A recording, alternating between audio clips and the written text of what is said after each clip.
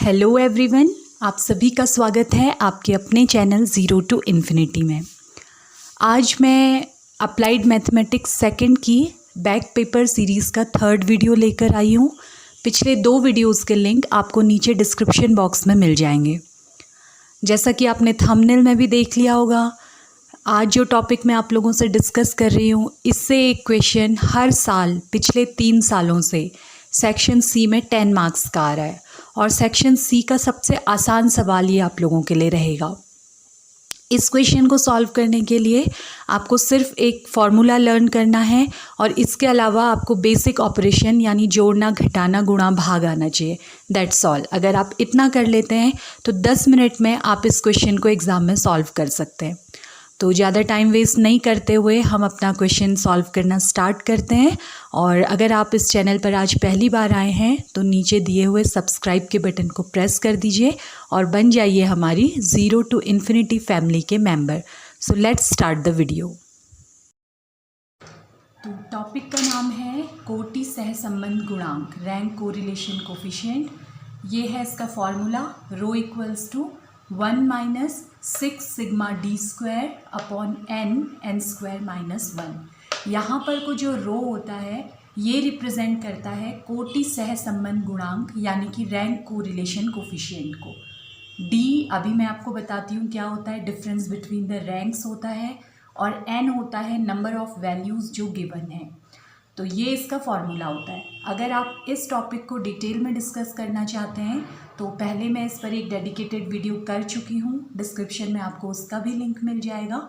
आप वहाँ से इसे डिटेल में पढ़ सकते हैं। यहाँ पर हम एग्ज़ाम के पॉइंट ऑफ व्यू से क्विक वे में इस क्वेश्चन को सीखेंगे, लेकिन आसान है, आप सिर्फ इस वीडियोज़ की हेल्प से भी ये क्वेश्चन सीख सकते हैं।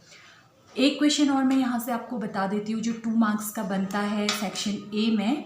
वो ये होता है कि जो रो होता है रैंक कोरिलेशन कोफिशिएंट, इसकी वैल्यू हमेशा -1 से 1 के बीच होती है।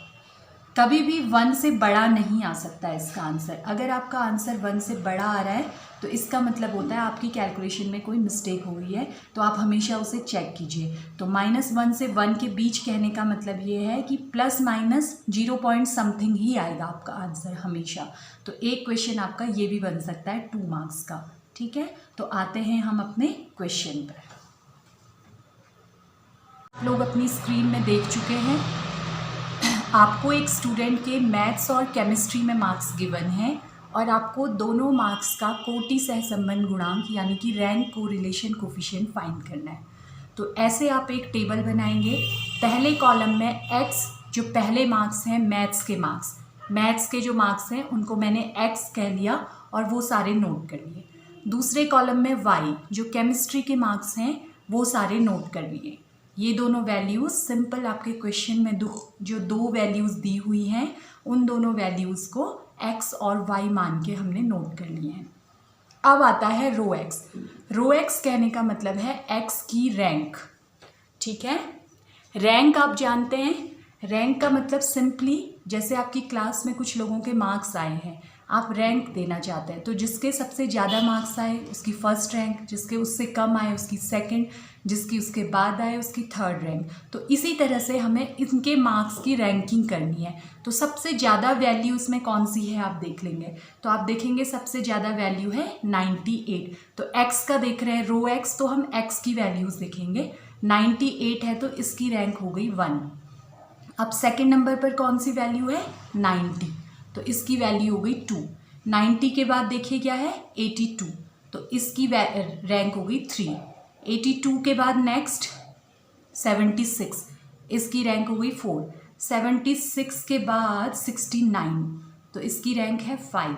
69 के बाद देखिए 67, रैंक आ गई 6। 67 के बाद 54, इसकी रैंक आई 7, और फिर आया 52, इसकी रैंक आई 8। तो ये हमने x की वैल्यूज़ की रैंकिंग कर ली है। अब हम आएंगे y की वैल्यूज़ के लिए। सिमिलरली y की वैल्यूज़ में भी सबसे ज़्यादा से स्टार्ट करते हुए रैंकिंग करेंगे। तो देखिए यहाँ पर सबसे ज़्यादा है 56, इसकी रैंक आ गई 1। 56 के बाद सेकेंड वैल्यू कौन सी है 37, इसकी रैंक आई 2। 37 के बाद है 36, इसकी रैंक आई 3। 36 के बाद है 25, तो इसकी रैंक आ गई 4। 25 के बाद है 12 ही है, नहीं 23 है, तो इसकी रैंक आई 5। 23 के बाद है 12, इसकी रैंक आई 6। 12 के बाद है 11, इसकी रैंक आई 7, और लास्ट में जो 7 है इसकी रैंक आ गई 8। ठीक है, तो ये हमने y की वैल्यूज़ की भी रैंकिंग कर ली। सिंपल, इन डिक्रीजिंग ऑर्डर में हमने सबसे ज़्यादा वैल्यू से स्टार्ट करते हुए इनको हमने रैंक दे दिया। ठीक हो गया।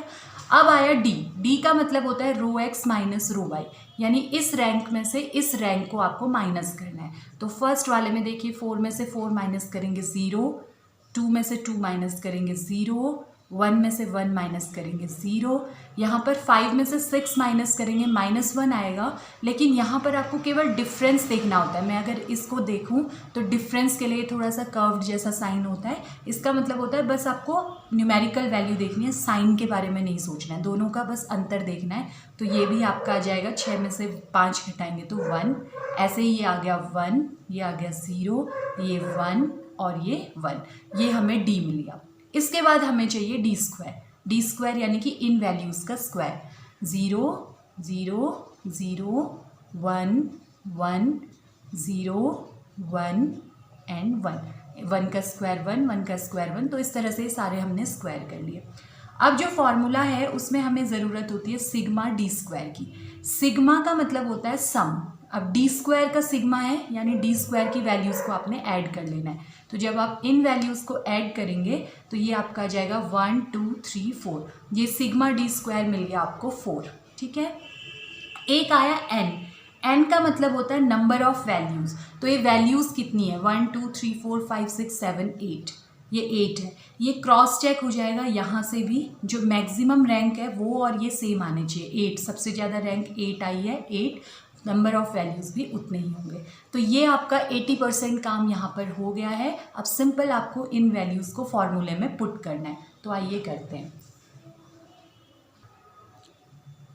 तो जैसा मैंने आपको फॉर्मूला बताया, हमारा फॉर्मूला है rho equals to 1 minus 6 sigma D square upon N square minus 1। तो इसमें हम वैल्यूज़ पुट करेंगे। 1 minus 6 into sigma D square है हमारा कितना 4, अपॉन एन की वैल्यू है 8 इंटू एन स्क्वायर माइनस 1 यानी 8 स्क्वायर माइनस 1। तो ये हो जाएगा 1 माइनस 6 इंटू 4 24 अपॉन 8 इंटू 8 8 ज़ा 64 माइनस 1 आ जाएगा 63। तब ये आपको मिलेगा 1 माइनस 24 अपॉन, इसको मल्टीप्लाई करेंगे तो ये आ जाएगा 504, या यहाँ पर एलसीएम ले लेंगे आप 504। तो एलसीएम लेने के बाद 504 माइनस 24, और तब ये आपका बनेगा 480 आ जाएगा अपॉन 504। तो जब आप डिवाइड करेंगे तो ये आपका मिलेगा 480 अपॉन 504 करने से 0.952 अप्रॉक्सीमेट आप डिवाइड करके देखिएगा। तो लास्ट में अपने आप आंसर को आपने हमेशा बॉक्स में रख देना है 0.952, और चेक कर लेना है कि वैल्यू 1 माइनस 1 से 1 के बीच में ही होनी चाहिए। तो ये क्वेश्चन आया हुआ था 2017 में, सेक्शन सी में 10 मार्क्स का। तो देखिए कितना आसान है। तो इस क्वेश्चन को आप अभी सीख लीजिए, उठाइए अपनी कॉपी पेन, कल पर मत छोड़िए। अभी 10 मिनट आपको लगने हैं और आपका 10 मार्क्स का क्वेश्चन तैयार हो जाना है। तो अगले 2 क्वेश्चन मैं बता रही हूँ 2018 और 19 के, आप उन्हें देखिए, सॉल्व कीजिए। कोई दिक्कत हो, कोई क्वेरी हो तो आप मुझे कमेंट करके पूछ सकते हैं। तो सॉल्व करते हैं नेक्स्ट क्वेश्चन। आपका 2019 समर में आया हुआ क्वेश्चन, इसमें भी आपको x और y की वैल्यूज़ गिवन थी और आपको रैंक कोरिलेशन कोफिशिएंट फाइंड करना था। ये क्वेश्चन भी 10 मार्क्स का पूछा गया था। तो इसे मैंने सॉल्व किया है, आप कॉपी में खुद सॉल्व कीजिए और फिर इससे मैच कीजिए। देखिए आंसर सेम आना चाहिए। देखिए अगर आप सिंसियरली तैयारी करेंगे तो 33 मार्क्स ही नहीं, आप बहुत अच्छा स्कोर कर सकते हैं। बस ज़रूरत है सिंसियरिटी की। तो नेक्स्ट वीडियो में मिलते हैं ऐसे ही किसी इम्पॉर्टेंट टॉपिक पर वीडियो के साथ। तब तक कीप लर्निंग, कीप ग्रोइंग और इस वीडियो को अपने फ्रेंड्स के साथ ज़रूर शेयर कीजिए। Thanks for watching the video.